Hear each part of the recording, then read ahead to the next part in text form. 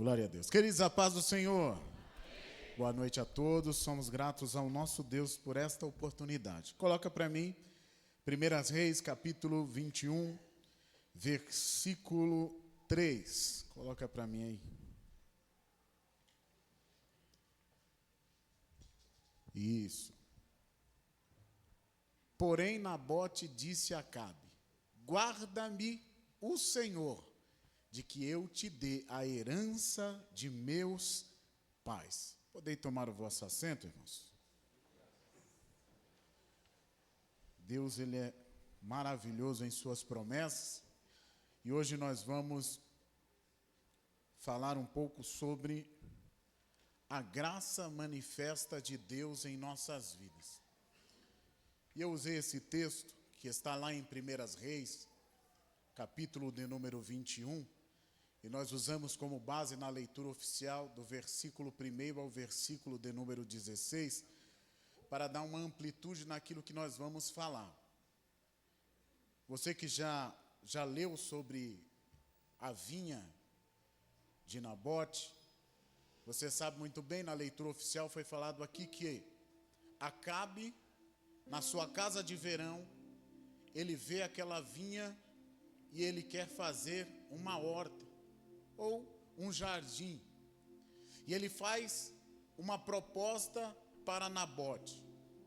Nessa sua proposta, ele propõe em comprar aquela vinha ou trocar aquela vinha por uma outra.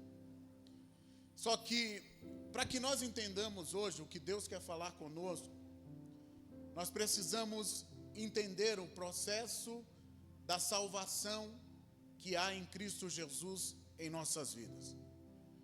No livro de Levítico vai dizer que nenhuma herança dada ao povo de Israel poderia ser negociada, nem mesmo com os descendentes das tribos.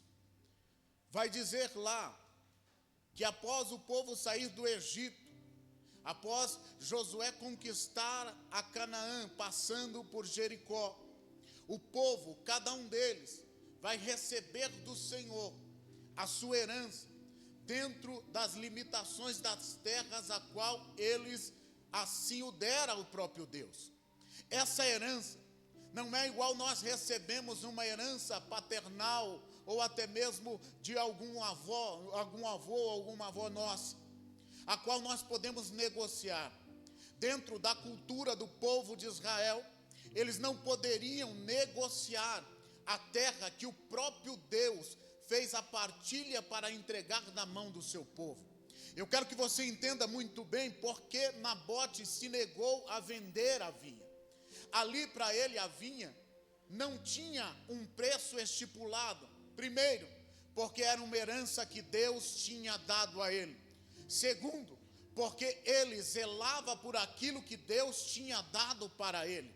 Eu quero que você entenda muito bem, porque quando nós vemos a história de Nabote e o fim da sua história, após a sua vinha não ser vendida, não ser negociada, nós vamos ver que Acabe volta para a sua casa triste, cabisbaixo, e a sua mulher Jezabel fala para ele assim: deixa comigo que eu vou resolver essa situação. E qual foi a forma que ela resolveu a situação? Ela pega 2 marginais, e esses homens expõem Nabote dizendo que ele blasfemou contra Deus e blasfemou contra o rei, armando uma cilada para que ele perdesse tudo aquilo que ele tinha. E eu quero que você entenda muito bem porque eu estou citando, dando um pano de fundo com a história de Nabote. Porque quando nós falamos sobre uma herança, nós vamos lembrar de Jacó e Esaú. Os dois nasceram porque eles eram gêmeos, nasceram no mesmo dia. Porém um deles saiu primeiro do ventre da sua mãe. e sobre ele estava a primogenitura, a bênção patriarcal que o seu pai decretaria sobre a sua vida, e ele herdaria tudo aquilo que o seu pai tinha e também as bênçãos do Senhor sobre a sua vida.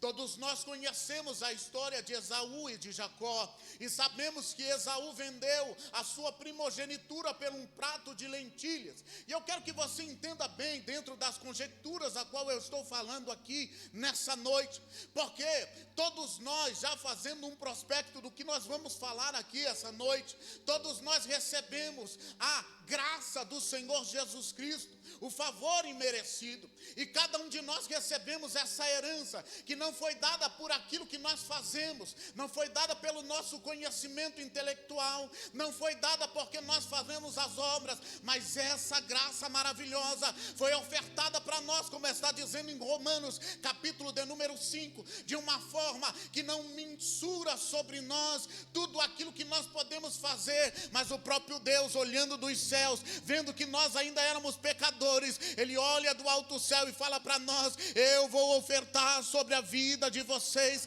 a graça transformadora, para que vocês tenham acesso ao céu, para que vocês tenham acesso àquilo que foi preparado desde a fundação dos séculos. E eu quero que você entenda muito bem, porque quando nós falamos de Nabote, falamos de Esaú, nós falamos de duas pessoas distintas que receberam uma herança que não poderia ser negociada, que não poderia ser trocada, mas nós olhamos aqui e vemos duas pessoas distintas, e um deles negocia a sua bênção, negocia o projeto a qual o próprio Deus tinha desenhado para ele. E nós vemos um homem chamado Nabote, que em nenhum momento ele pensou em negociar a sua herança. E já aplicando essa palavra para nós nos dias atuais, o que você tem negociado? O que você tem negociado? Você tem negociado a sua salvação, a graça do Senhor, para gozar dos prazeres mundanos, para poder viver descolado com a sociedade, ou para ser uma pessoa aceita no meio dos seus amigos? Você tem rejeitado a graça do Senhor, dizendo que isso não é normal você fazer, ou dizendo que é coisa boba, é uma forma da sua mãe que é quadrada, do seu pai quadrado, dizer para você que você não pode se misturar com as pessoas que você está andando, ou até mesmo fazendo aquilo que Deus se desagrada, tirando de você, negociando com o inferno a graça de Deus que foi ofertada sobre a sua vida. E eu quero dizer para você essa noite: não negocie a graça do Senhor para viver momentos, para viver desprazeres que o mundo vai te oferecer. Não viva entregando a bênção, a herança que o Senhor deu por você. A vinha de Nabote tinha um valor, e o valor dela era imensurável. Diga imensurável. Não, pode ficar mais forte, diga imensurável. Imensurável é a graça de Deus que foi ofertada por nós na cruz do Calvário. Não tem preço, não pode ser trocada. Ei, meu irmão, ei, minha irmã, você está aqui essa noite e talvez você ainda não conhece Jesus. Eu tenho uma notícia para te dizer: ele morreu na cruz do Calvário e ao terceiro dia ele ressuscitou, para que você estivesse aqui essa noite para escutar que ele salva, que ele cura, que ele tem o poder de curar a depressão, que ele tem o poder de curar a síndrome do pânico, que ele tem o poder de mudar a história daquele que é traficante, daquele que é homossexual, daquele que está entregue às drogas. Ele é poderoso através da sua graça para mudar a história. Elanda carabassúbia. A justiça humana versus a graça sempre vai ser cruel, sempre vai ser maligna, porque nós vemos a vida de Nabote. Jezabel olha e fala assim: eu vou pegar o selo real, eu vou escrever cartas para dizer assim, que Nabote estava fora do propósito, porque eu vou levantar pessoas malfeitoras no meio para eu acusá-lo. Sabe, a sociedade em que vivemos, ela não mede esforços para tirar de você a herança que Deus preparou.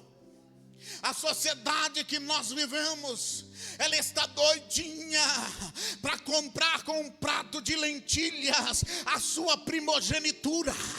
Ei, eu quero que você entenda isso aqui essa noite, porque Deus marcou um encontro conosco.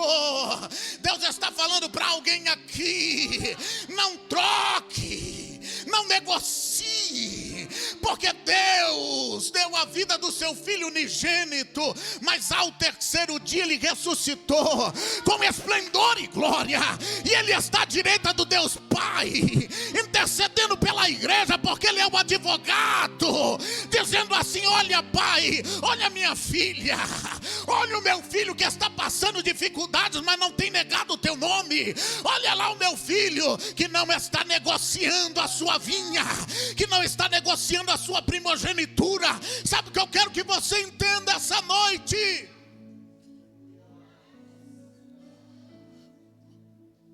O pecado e suas correntes querem te escravizar, querem te prender,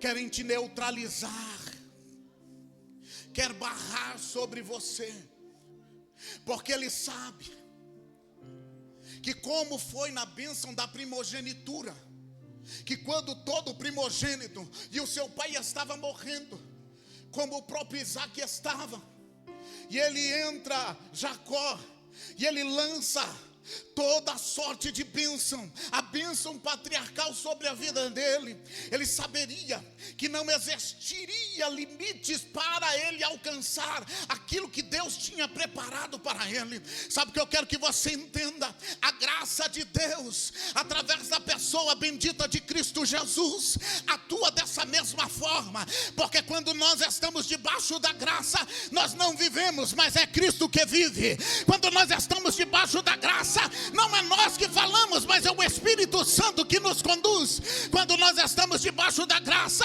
não adianta vir feitiçaria, nem palavras de encanto, nem o mal vai suceder você, como está escrito no Salmo de número 91, porque o Senhor dos exércitos dará ordem aos seus anjos,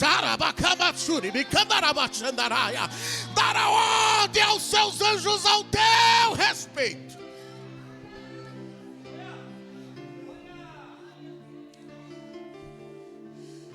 E ele te guarda.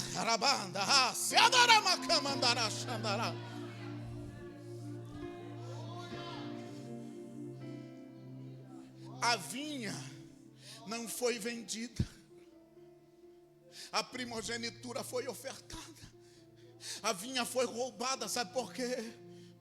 Porque o ladrão vem para matar, roubar e destruir, mas Jesus vem para dar vida. Jesus vem para mudar a história.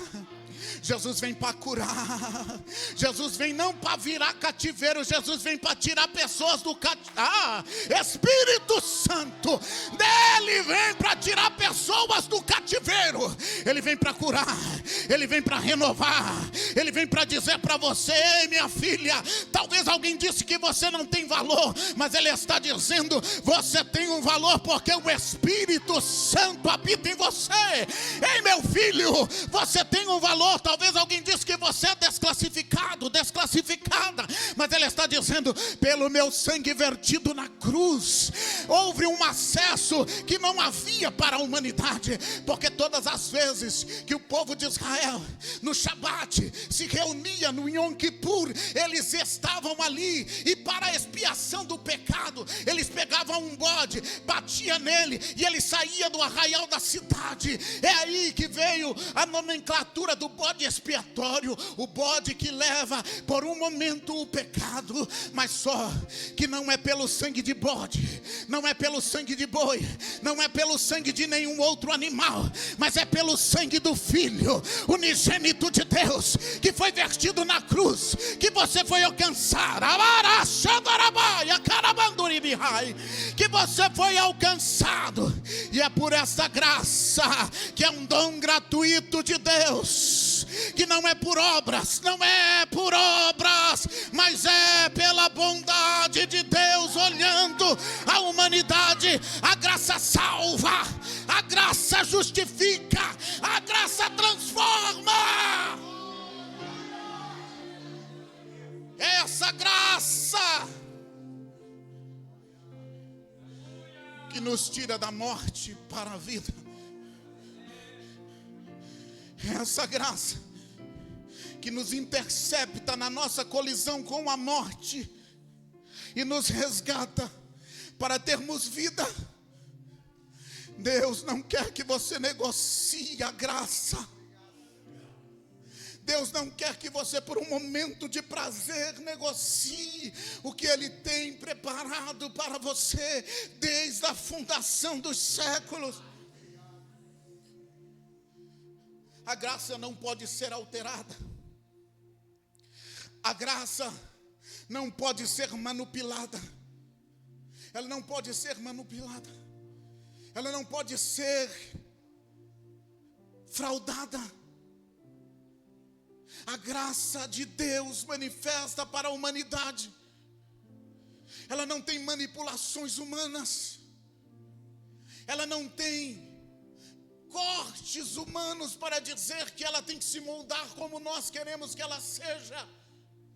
A graça é o favor imerecido.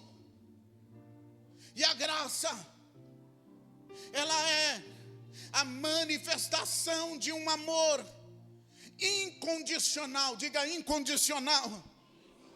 Diga mais forte, diga incondicional. Diga infinita. Diga eterna. Incondicional, infinita e eterna é a graça.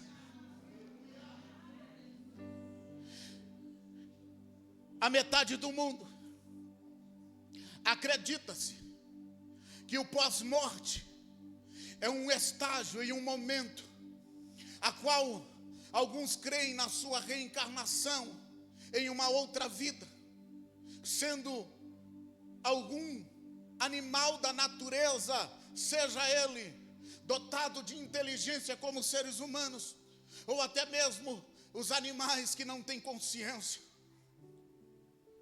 Algumas outras crenças dizem que vão voltar para serem seres humanos melhores. Só que a graça do Senhor, ela diz para nós que ela é eterna e infinita, que o nosso estágio aqui nessa terra é para uma exclusiva coisa para que nós façamos. Qual é essa, pastor?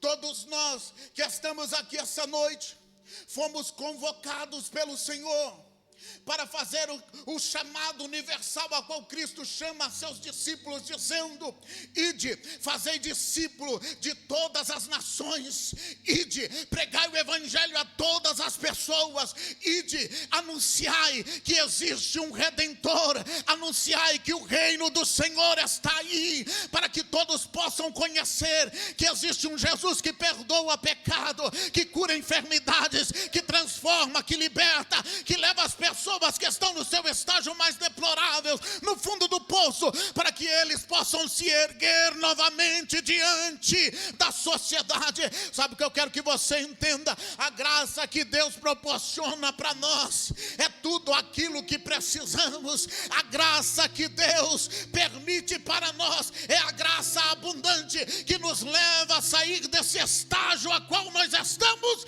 para vivermos segundo aos seus projetos, para vivermos não mais as nossas vontades, mas para vivermos a vontade do Senhor em nossas vidas.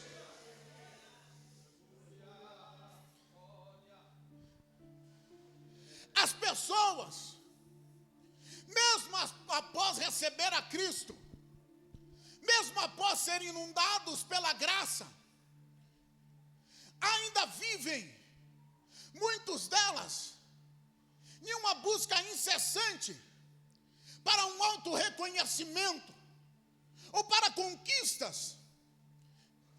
Nós vamos fazer uma média de pesquisa dentro da igreja e nós vamos ver que sempre vai ter alguém que ao ver as situações a qual vive, ela olha e diz: eu preciso, se não de uma porta de emprego, eu preciso de uma casa, eu preciso de um carro, eu preciso conquistar uma boa posição profissional, eu preciso ser aceito pela sociedade de alguma forma.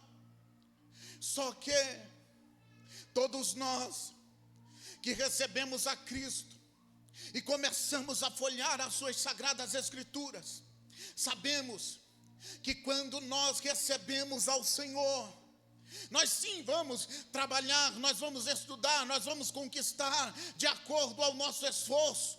Porém, nós temos que ter a plena certeza de uma coisa: se nós não alcançarmos a melhor posição em uma empresa, se nós não alcançarmos aquela casa maravilhosa, triplex, que nós muitas vezes almejamos, se nós não tivermos o carro do ano, se nós não tivermos tudo aquilo que nós sonharmos ou almejarmos, nós temos que ter a certeza de uma coisa: a graça do Senhor basta para nós. A graça do Senhor é poderosa para nos fazer viver algo que nenhum olho viu, nenhum ouvido ouviu, não desceu ao coração da humanidade. Ei, sabe o que eu quero que você entenda? O céu é o melhor lugar que nós deveríamos pensar. O céu é a herança que o Senhor preparou para nós na cruz do Calvário. O céu não entra pecado, o céu não entra doença, o céu não haverá choro, no céu não haverá tristeza, no céu não haverá problema.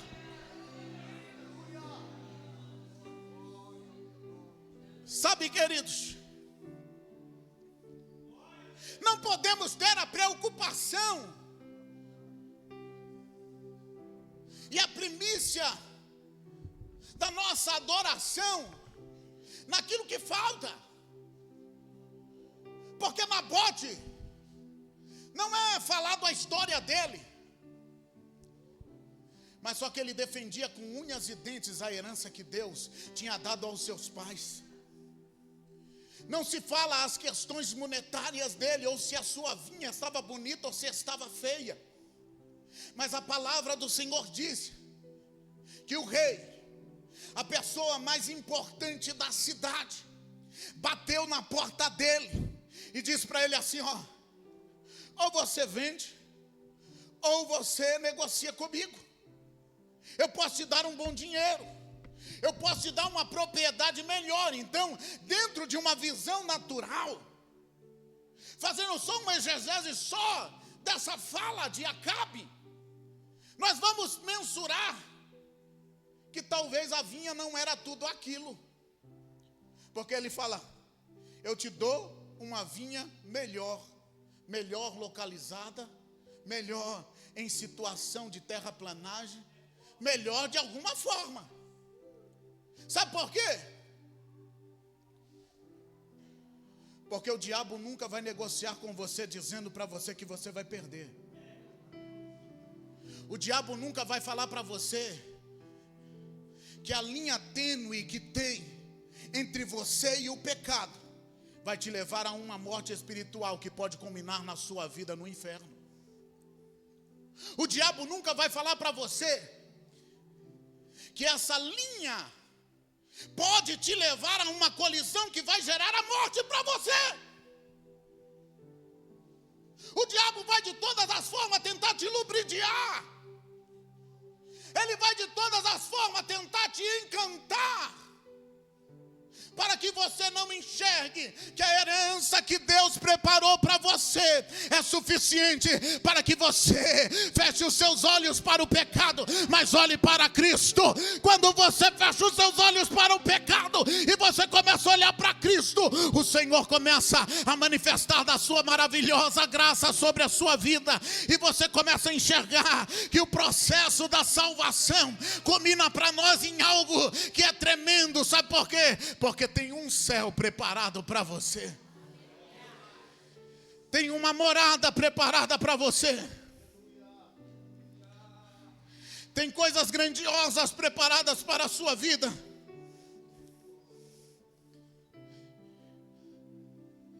O que Deus tem preparado para você, para alguns dos seus amigos, para alguns dos seus familiares, é uma utopia. Você é doido, você vai para a igreja de manhã, de tarde, de noite, você vai na semana. O que é que tanto você vai fazer na igreja? Só que as pessoas não sabem de uma coisa: que quando Deus manifesta da sua graça, Ele está dizendo para nós, através de Cristo Jesus, que você é co-herdeiro em Cristo das heranças celestiais que estão preparadas para aqueles que vencerem. O Senhor está olhando para nós essa noite, e Ele está dizendo para nós que nós estamos muitas vezes igual Esaú e como Nabote. Mas se nós negociarmos a nossa primogenitura ou a nossa herança, nós vamos morrer. Mas se nós morrermos para o mundo físico, viveremos, porque Jesus Cristo, quando Ele está chegando na casa de Marta e Maria, e elas olham Jesus, e Jesus fala para elas em dois sentidos, dentro do sentido natural, dizendo: o teu irmão há de ressuscitar. Mas só que aí a própria Maria vai olhar Jesus e falar assim: eu sei, Senhor, porque está escrito que o Senhor fará grandes coisas no fim, e o Senhor trará à vida o meu irmão. Aí Jesus olha para ela e fala assim: disse bem, só que eu estou falando para você que o teu irmão há de ressuscitar, porque existe uma palavra de comando. E sabe o que eu quero te dizer com isso? Numa revelação que Deus me deu agora. Talvez alguém lançou palavras de maldição contra a tua vida, contra a tua família, mas aquele que tem palavras de vida está aqui essa noite, e o nome dele não é pastor Edilton, o nome dele não é Josimar, não é missionária Jurema, não é missionário Eduardo. Ei, o nome dele é Jesus, é Jesus, é Jesus, é Jesus, é Jesus de Nazaré. Não há encantamento, não há macumba, não há feitiçaria, não há simpatia. Ei, abara cantarabaxandaraia. Porque Ele dará ordem.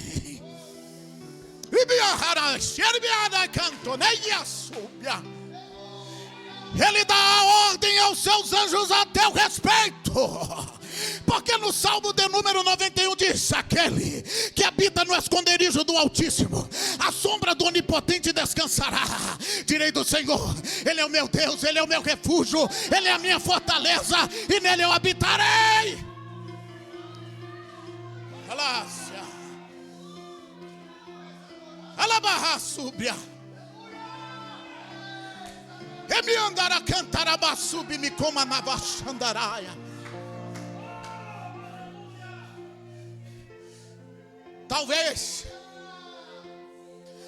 a sociedade diz que não tem jeito. Talvez um parente, um colega, um amigo disse para você: esquece, não tem solução. Mas você veio à casa do pão, Betel, essa noite. E aqui não está o padeiro, mas está o servente do padeiro, porque o papai já está na casa, e ele está falando para alguém aqui essa noite: pegue essa palavra, guarde no teu coração, porque nenhum mal te sucederá, nem praga alguma chegará à tua tenda. 1000 cairão ao teu lado, 10.000 à tua direita, mas você, rabata, aquela súbia, não será atingido, porque o Senhor dos exércitos é o nome dele. É mais. Alamadara canto, alabassúbia, eminara canto, onarebiaçais.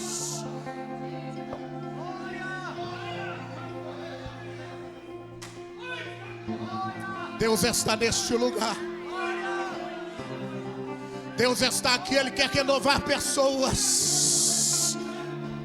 Seja renovado essa noite, porque a semana atribulada que você passou, as dificuldades que bateram na sua porta, Ele está dizendo assim: isso daí, minha filha, não vai te abater não. Levanta a cabeça, porque o Espírito Santo de Deus está aqui essa noite.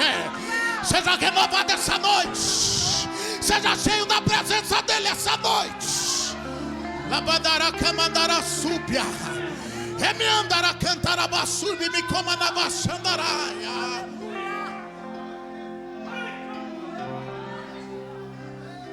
Meu Deus.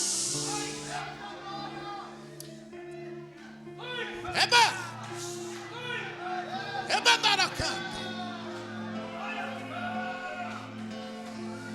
Ele está aqui. Ele está aqui.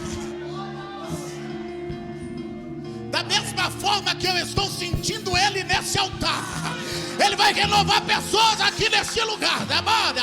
Rabana Xandaraça, Ribiandara Canto, Negasúbia.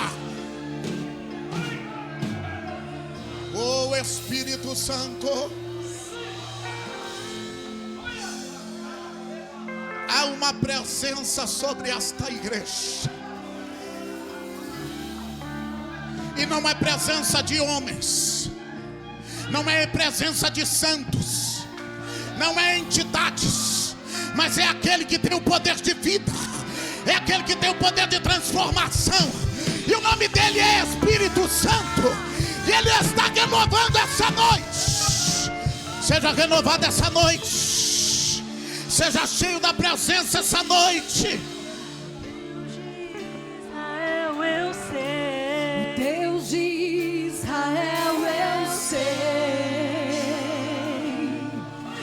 Não vinha a esse mundo pra adorar.